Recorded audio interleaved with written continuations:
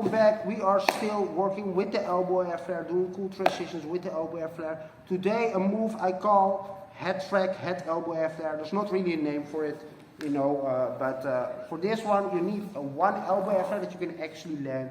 So I know some people can elbow airflare just fine, but all they can do is basically drop into a windmill, and sometimes they can sort of do multiples, but you know they can't really land it.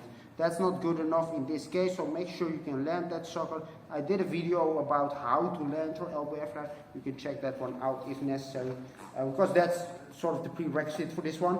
Another prerequisite, and that's sort of the key here, is you need two freezes and you need to master them.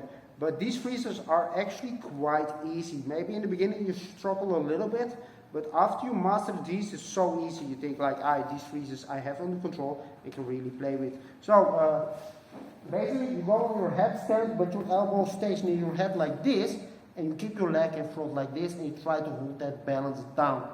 If you can do that very well, it's very good. If you can actually maybe play a little bit with the legs, the key is simply to not let your legs fly up, and for sure don't let them fly to the back. So basically your legs have weight, but as your legs shoot to the back, you also kind of mess up your shape, and it's very hard to control. Simply work on this freeze. You can work with the elbow point and even with the point of your head a little bit to push you away from the ground. You can suck your gut in to basically pull with your abs and holding that freeze. With like 1 or 2 weeks, give it 1 or 2 minutes every practice on both sides, and you're good, because you need both sides in this case.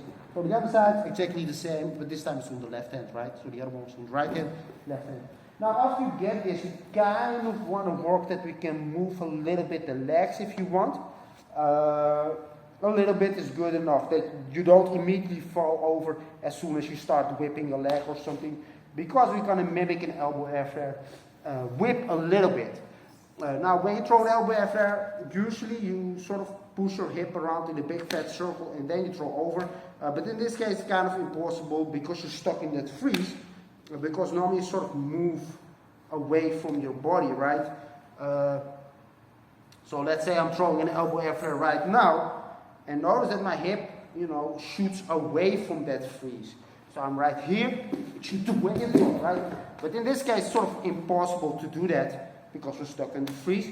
So what we'll actually do is we'll whip our legs similar to a windmill, or in this case an elbow airflare. But if you can, just torque your hip around. You're in that freeze, you torque your hip around. So you whip your leg, but you torque your hip up basically. That's enough what you want to do. Then what we will do is simply chop very hard with the hand, similar to an elbow airflare, but you want to lock the shoulder. So some people are very flexible, so they're in sort of in a pike freeze. They just place the other hand behind them. Some people just open their arms in the elbow airflare, and that's it. You know, that's not all wrong or something, but in this case you're actually kind of stuck in a freeze and you need to whip your body over.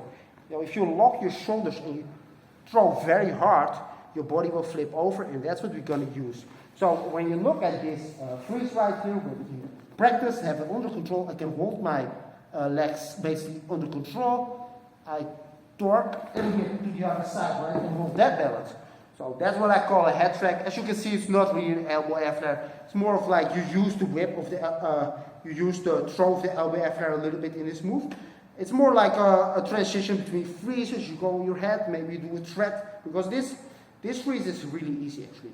So then you can do all kinds of stuff and basically have it under control, guys. That's what I call a head track. I'll do it one more time. Take a look how I torque my hip around, and I give a hard shove with my arm to flip over. So I'm right here in the balance. I can actually touch my leg or whatever, torque and jump, right, and land. And then when you really master that landing, obviously you can touch the leg and all that crap. It's actually quite easy, guys. So if you like this move, of course feel free to take it. I'm also probably not the only one in the world that uses it, but it's quite simple. If you've got an elbow airflare down and you can hold those balances, you can do this. See you next time.